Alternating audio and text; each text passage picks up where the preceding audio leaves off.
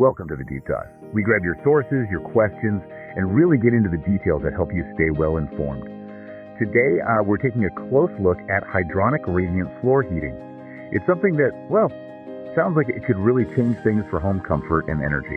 Our mission, as always, is to dig out those key insights. Exactly. And for those of you already clued into home tech, this is about getting the why behind it. You know, how this approach actually delivers, especially for someone who really values quality and efficiency in their home. Okay, so hydronic radiant floor heating. What actually makes it different from, say, my furnace and vents? It sounds like more than just warm floors. Oh, it's fundamentally different in how the heat is delivered. Forget air being blown around here. You've got warm water flowing through this carefully laid out network of tubing, usually PEX tubing, right under the floor. PEX tubing, okay. Yeah. And the key thing is the heat radiates upwards from the entire floor surface. It warms you, the furniture, everything in the room directly. Plus, the floor itself holds that heat like a thermal battery, releasing it slowly.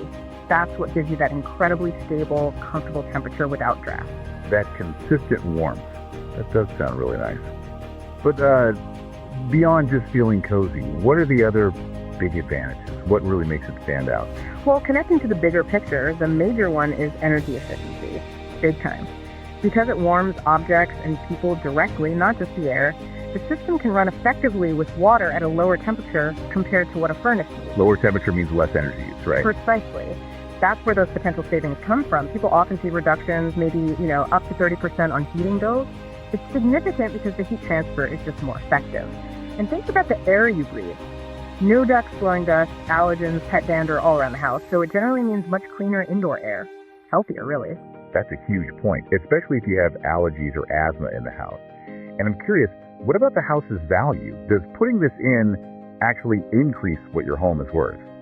Increasingly, yes. It's becoming a real differentiator in the market. Buyers are way more energy savvy now. A home with an advanced, efficient system like this, it's seen as a premium feature. It signals quality, lower running costs, better comfort. It definitely boosts appeal, often quite substantially. Makes sense. Now, you mentioned places like Langley being particularly suitable. Why there? What's special about Langley? Well, Langley has that climate mix, right? Properly cold winters where efficient heating is crucial, but also milder periods. Plus, there's a growing awareness there, like in many places, around sustainability. The zoning control with these systems means you heat only where needed efficiently, which fits both the climate and that eco-conscious mindset. Okay, let's tackle the cost question. The elephant in the room for many. We hear figures like $10, maybe up to $30 per square foot for installation. Mm-hmm. That's not insignificant up front. It's definitely a higher initial investment than, say, a standard furnace replacement, no question. So how do you weigh that against the benefits? You have to look long term. Those energy savings start adding up pretty quickly, offsetting the initial cost over time. And these systems are built to last, we're talking decades, often, with just basic maintenance. It's an investment in lasting comfort, in health, and like we said, in the property's value. But, and this is crucial, the installation needs to be done right. Precision is key. Meaning you need the right people. Absolutely. You really need experienced, licensed local pros who know the system and, importantly, the local building codes. Getting it done properly ensures it works efficiently and reliably for years. Right. And looking beyond just one house, a little bit the environmental side of things, the bigger impact. That's another major plus. Lower energy consumption directly translates to a smaller carbon footprint. Fewer greenhouse gas emissions compared to many traditional systems. And what's really forward-thinking is their compatibility. These systems work beautifully with renewable sources, like solar thermal panels or geothermal heat pumps. That combination gets you very close to a truly sustainable heating solution. And we do hear about people having great experiences. You mentioned the Johnson family in Langley as an example. Yeah, just as a typical case study, they reported, a really noticeable jump in how comfortable their home felt, much more even heat. And they saw those heating bills drop significantly. It shows the real-world difference it makes.